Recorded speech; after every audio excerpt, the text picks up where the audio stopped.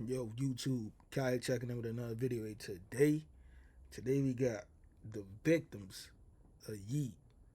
Let's kind of get into this, man. I see what bro's talking about, man.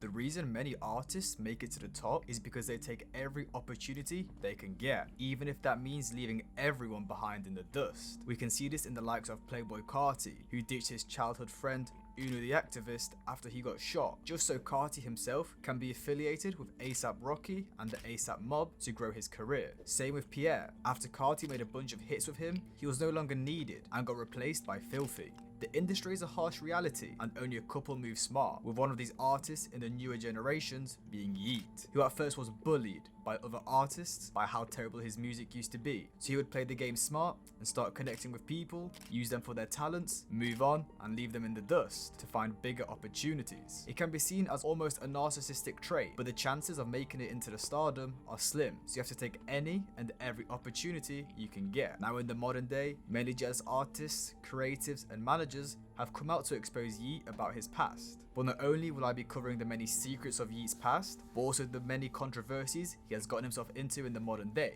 So here are the many controversies and beefs Yeat has gotten himself into. One of the first controversies Yeat would get into is with one of his friends from when he first started music. Back in 2016, before Yeat blew up, he used to be in a group called Forever World, which was ran by the artist Baby Gucci. Now in this group was also a dude called Aiden, who was Yeat's friend, where they both worked at Jimmy John's and lived together. Well, back in 2016, Yeat would be a random SoundCloud rapper and was really trying to make it so he could quit that Jimmy John's 9 to 5. And after meeting Aiden, he supposedly used him to connect with the artist Big Baby Gucci, so he could get into the group called Forever World, which Yeat would succeed in, and in the process would meet a bunch of other talented creatives who Elevator, okay, that's a good step. helped him develop his sound and his image. Now in this tweet Aiden put out, he would also state that him and Baby Gucci introduced Yeat to the underground and hooked him up with his ex-manager Nextel, with Nextel also being an important part in Yeat's career, and has also got into some controversy with him which I'll be going into later. Big Baby Gucci would also join this Twitter war by firstly tweeting, "My biggest regret is not signing Yeat in 2017. I could be 10 times richer than I am," which really was just him expressing his anger that he messed up and missed out on a huge bag. More fuel be added to the fire when a fan replied saying, "Yeat sounded like you. I had to double take that shit." Basically, the fan is saying Yeat sounded like Big Baby Gucci. Gucci would follow this up with a quote tweet where he wrote, "That's my son, of course you do," claiming that Yeat copies Gucci's swag and flow. And fully enough, I actually think this is true, more so for Yeat's early sound. I personally have never heard of Baby Gucci before, but after listening to Baby Gucci's music, it almost sounds like an exact copy. If you go to Yeat's oldest album on a Spotify called Wake Up Call and listen through a couple of the tracks, then go to listen to Baby Gucci's music from that same year, it really does sound the same. Baby Gucci would also state in a tweet that Yeat did copy his swag and would further tweet that he himself is a pioneer within the underground. And I don't know about pioneer in the underground, however, I definitely think Baby Gucci actually influenced Yeat's early sound and helped him get where he was today. Now, did Yeat copy Baby Gucci's style and flow, then blow up without giving him any credit? Well, the answer is no, because yes, Yeat made similar music to him when they were friends in 2017. However, that was not the sound Yeat blew up off. The sound Yeat blew up of was the rage beats he started using around 2021, which were pioneered by Playboi Carti with his Whole Lotta Red project. So in summary, Baby Gucci and Aiden seemed like jealous dudes who just wanted to express how they knew Yeat early on and wanted to claim to play a part in his success, when in reality, they only played a minor role, where it was more so of helping Yeat find his feet and help him build a foundation for his career. And also, I mean, I don't listen to Yeat, so this is me just going off top. If Baby Gucci had the connections, right? Like, the connections to like platforms. I see he was on Elevator and things of that nature. If it all came off like Baby Gucci, like just word of mouth, or just, him putting in the word like, "Hey, come shoot with this nigga," or come lock in with this nigga. I kind of think you kind of owe that nigga. As far as like, Elevator is a major platform. Elevator did all the Chicago's like first work, like the G Herbos, the Lil Durks, the major niggas. Like, um, I don't think they shot. Well, they ain't shoot for Juice World, but you know, like the Bibbies, I'm trying to think who else was back then. The Chance the Rappers, like the popular guys, like at that time. That was a popping ass channel for music videos, bro. Anybody that got in with Elevator, uh, you know, the early lyrical lemonade. Um, what's bro name? Locka Films. There was a couple videographer platforms that if you got on. Of course, y'all know the D Games. The what's my man name? What's bro name? He was super popular. He was super popular, bro. He got the dreads from Chicago. Got the dreads. Dang, y'all, do y'all know who I'm talking about? Got the dreads. He started. It was him and D Gaines at one time as the popular videographers. What's bro name?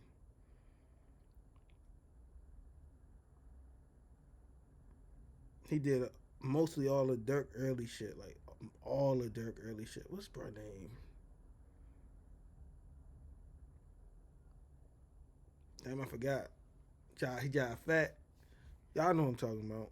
Got the glasses. You can't blame Yeat for leaving them behind. This is how the industry works. You take your opportunities, climb the ladder, and make it to the top. You can't be trying to bring everyone up with you. It's time to run for president. I'm Jason. To build off what I spoke about previously, Yeat would start gaining a lot of attention around 2018-2019, which would get him noticed by top artists in the underground, such as Autumn, Can, and Summers. They would start working together until Yeat eventually joined the underground supergroup Slay World. They would all hang out, record music, and shoot videos together, all working to make it out of the underground. But none of them ever blew up like Yeat did in 2021, who had multiple viral TikTok hits, which led him to being 10 times bigger than anyone in the group and even got co-signed by Drake. After some time, the group would start falling apart and would eventually end. And as they were no longer all affiliated with each other, people started showing their true colours, with one of these people being Autumn. This would all begin when Autumn would post a snippet which fans accused him of copying Yeat's flow and sound, which is partially true. At this point in time, Yeat was known as the guy blown up for making weird voices and sounds in his music, which can also be heard in this Autumn snippet, where he sounded more like Squidward instead of Yeat. She got that wop, she really lit. I got a guap, I'm really lit. Kinda that guap, I really lit. Stack up the guap and increment. Yeat would reply to all this speculation by posting an Instagram story, which read, "Motherfucker really trying to sound like me. Bro, go do something else, that shit suck." And it seemed like Yeat's story really hit a nerve, as Autumn would respond with a huge paragraph on his story. And it really seemed like he had all this stuff bottled up for a while, which is weird. The post read, "I gave you your voice and your biggest song before your distro deal," which is Autumn claiming that he basically created Yeat, not only numbers wise and put him on the map, but also by allowing Yeat to bite his sound, similar to what happened with Big Baby Gucci. Yo, and sorry to interrupt the video, but we're very close to 10k subs, so if you guys could subscribe, and also comment and like, highly appreciated. Now let's get back to the video. Autumn Hey, subscribe to me too, man. Run that shit up, bro. would also say, "Remember how grateful you was to even be in my circle before you got your name and your numbers up now," which, as I mentioned earlier, the Slay World dudes basically allowed Yeat to hang around them and let him learn off them. And even just the affiliation probably helped his numbers heavily, as a lot of the Slay World dudes have die-hard fan bases. But to be fair, Autumn did have a point here. Without Slay World, I doubt Yeat would have gotten to where he is without them. Again, It's so many artists, like that do that what they call that shit? Plug and B. Bro, there's so many artists, bro. Thank y'all for putting me on. Like, bro, I was missing, like, I want to say, like, when y'all put me on, I want to say, like, 10 months ago. Y'all put me on to, like, autumn, summers. I been knew about, what's bro name? The nigga who made Green Tips. Jace. I been knew about Jace because of Green Tips, of course. I knew about Yeat, but that shit was ass. Like I still don't listen to Yeat. Like I can't. It's a bunch of them. Like it's so many of them that do that style, bro. Like that style, like bro, I rap. I'd use that style now. Like bro, that style is insane, bro. just due to the fact that he got so much exposure from being around Slay World. Autumn would post another story with a fat paragraph where he comes out at any other artist who wants to say shit about him, just so he can remind them who they were before the new Autumn and how he improved their careers simply because of their affiliation with him. You would then go on to respond this by posting on a story, "Motherfuckers know where I am at in real life, fuck that online shit," and "somebody might I surpass them." With the first story basically telling Autumn to pull up and talk to Yeat's face instead of all the internet shit, which is odd, as Yeat started it first. Then with the second story actually having some truth. Autumn is a pioneer of a lot of the modern underground sounds, and definitely put Yeat onto a lot of people. As I mentioned before, Autumn was one of the top underground artists around 2021, and anyone who was affiliated with him gained clout through osmosis. Me personally, bro, I think, like I said, I only learned about these niggas. I mean, like I said, I've been knew about Yeat, and I've been knew about Jace, but me personally, out of all them niggas, I say this in every video, I think Autumn is at the top. Like, his voice, like, that nigga really got a voice for this shit. Like, his melodic sound, like, he mastered that shit. Like, Autumn, he mastered that shit. And then I think Summers is a voice that you gotta, like, really, like, say that you fuck with her or you don't. With Summers, the way he be on beats and shit like that with his pitch, like, it's either you fuck with it or you don't. To me, I fuck with it. But like I said, the two top niggas, I wouldn't even say 1 and 2, but the two top, Summers and Autumn, them the two top to me personally. I know you got like other motherfuckers that do that shit. It's a lot of what's the nigga name that start with an I? I think it's 2 of them that start with an I. One is like, I forgot. It's 2 of them that start with an I. I don't really listen to them niggas like that though. But Summers and Autumn, fire. So Yeat should definitely think twice before calling out Autumn, as he really did put him on. And after this is where things would get really messy, and they would basically just start coming at each other with no real attention. You would post his location on a story, then Yeat's sidekick, September's Rich, would join in and share on his story about how Autumn got robbed even though he had a strap on him. Also bragged about how Autumn was begging for fraud methods and could have easily scammed him if he wanted to. Sep would continue bragging on his story, but this time about how he's been to jail multiple times.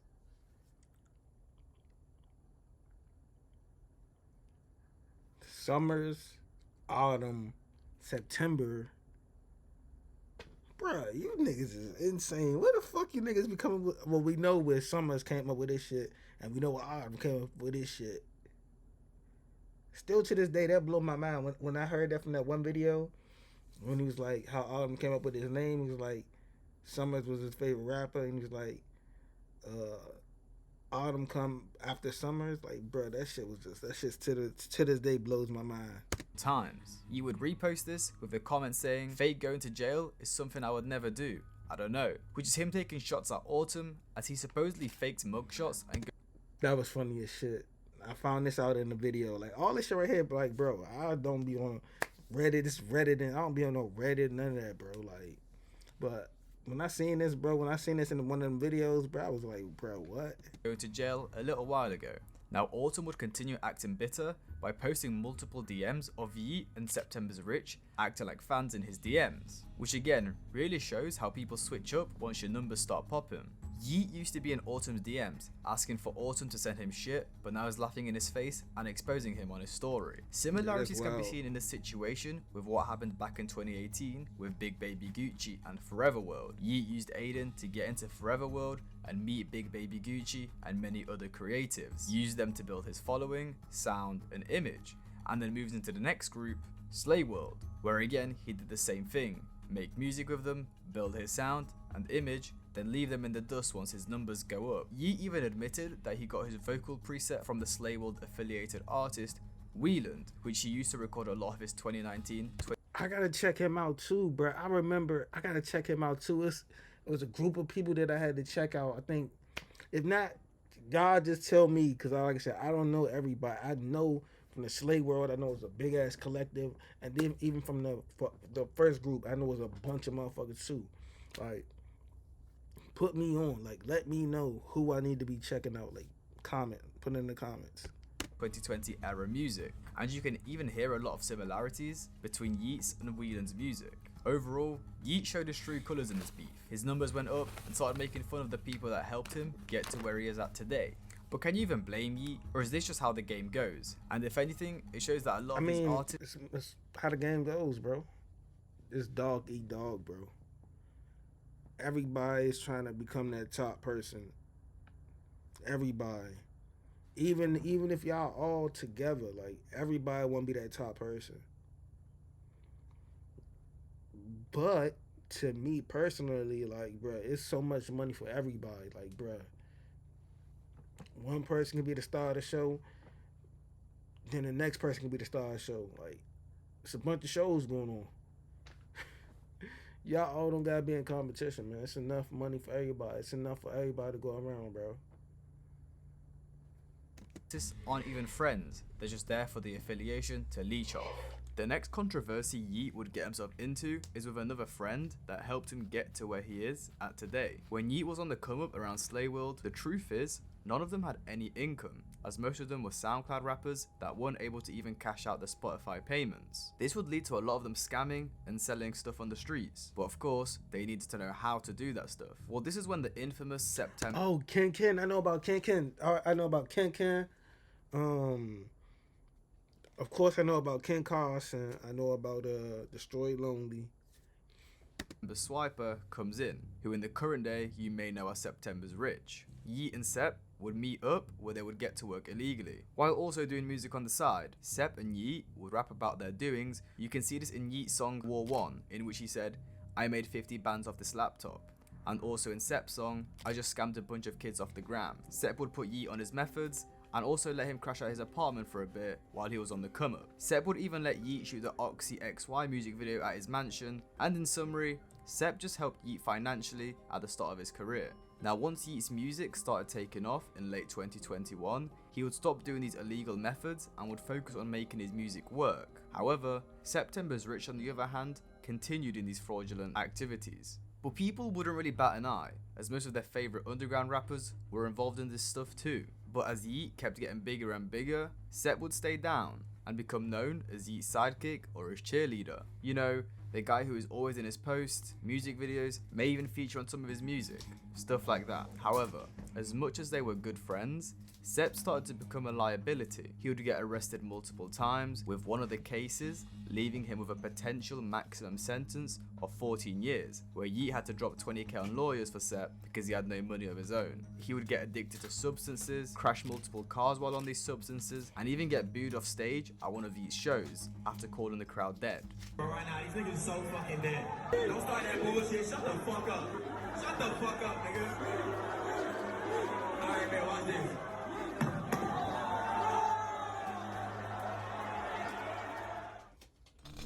No living being should ever Niggas ain't there to process see you though, food bro. You can't for get every mad. single meal Nobody in there their to see life. you, bro. Niggas Good, there to see the real style. food My is bad, simple. y'all. I'm to Looks like food. the heinous. Smells like food. It's what dogs are Bored supposed up. to be eating. We really I'm sick don't of this want people takeover. to think of feeding food like ours as spoiling their dogs.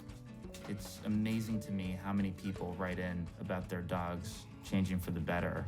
The farmer's dog is just our September's Rich gave Yeat a really bad look, especially as he was breaking into the mainstream where people weren't used to these underground rapper activities, which is when Yeat would start to cut him off, which you can probably understand. Imagine being the hottest rapper coming up, but you've got your cheerleader posting scam methods on his story, getting arrested, and arguing with your fans. It's not something you would want to be dealing with. Now around this time, Yeat wouldn't only cut off September's Rich, but also his manager Nextel. And as I mentioned earlier in the video, Nextel is Yeat's day one, and even had a tweet all the way back from 2018 saying how he's going to make Yeat a millionaire. Nextel really helped Yeat get to where he is at today. However, it seemed like Yeat didn't remember that, and once he started blowing up and being co-signed by Drake, he signed to Zach Bias Field Trip Records. Now after Yeat started distancing himself from Nextel, he got kinda salty and started calling him out on social media. The first story Nextel posted would be, "How you let your artist be so unstable financially and mentally after using him as a sidekick so you look less suburban on stage."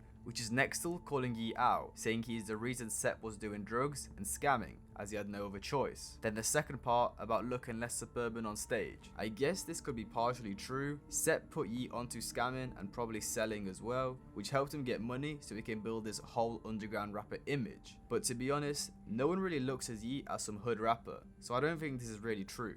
And then the worst part about this story was, it was a sneak diss. Nextel didn't even have the balls to at Yeat or say it was about him, and even told the underground news page Bobalam to take down their post about the situation, as it supposedly wasn't directed at Yeat, but everybody knows that it was, and he was just acting weird. He gaslit us when we posted that he was talking about Yeat subliminally, saying he was talking about like Pop Smoke's ex-manager or something like that. It's like, dude, we know who you got beef with. Nextel will post another story down the line saying Yeat has to stop acting like a false Mexican, which again is just odd. No one really cares that much about Yeat's ethnicity. But not only would Nextel come after Yeat, he'd also come at Lyrical Lemonade and Yeat's producers. Nextel took a screenshot of Yeat's Bigger Than Everything music video, put it on his story and captioned it, Yeat's new video. He cosplays as a Ninja Space undead cowboy from space who has to save his Twizzy Ninja with a bell. Ding, this video was already turned, but here's a bell. Get it? So fire.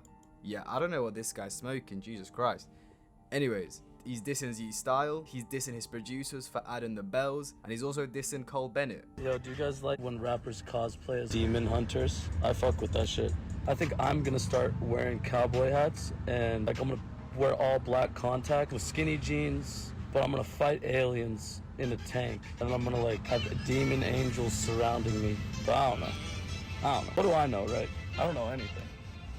It just seemed like Nextel was jealous, and I would be too. As a manager, you get a cut off their streams, tickets, and probably even merch. So Nextel went from racking in hella bread every month to Yeat cutting him off and leaving him in the dust. But once things cooled down with Nextel, things would start getting heated with September's Rich again. Yeat's girlfriend Simone would post on her story, stealing your friend's credit card and using it is insane, lamau, and it doesn't take a genius to figure out who she is talking about. More fuel would be added to the fire when messages would get leaked of Simone talking down on Sepp in a message which read, I hate people are in my DM right now saying that he switched up on Sepp, but the whole reality is that Sepp was talking the whole time to all these people about Noah, when all Noah did was try to help him with music, try to help him be a better person, and he continued to be a friend to Noah and talk about him all the time and talk about me behind our back to our own friends. Another screenshot of her DMs would be posted saying, nothing bro says can affect me. He's a liar,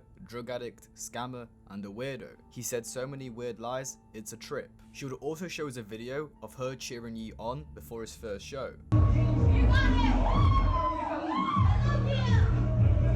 which in the background, September's Rich can be seen shaking his head at her, which she then captioned calling him a weirdo. So not only does September's Rich have beef with Yeat, but also his girlfriend. So in the end, can we blame Yeat for leaving September's Rich? Sepp did help Yeat out in the beginning, but honestly, Yeat did repay Sepp. He gave him features, took him on tour, paid him for lawyers, put him on his albums, bought him chains, and in general, gave him a following he would have never got without Yeat. Then when September's Rich started turning into a crash out, it's not a surprise Yeat left him behind. In the end, it seemed like Sepp pretty much caused his own downfall, and Yeat was going to leave him anyways. But I don't want to just diss Sepp, because recently he's been doing a lot better and has been off the substances for a while. And then Nextel, who I actually think Yeat owed a lot more to.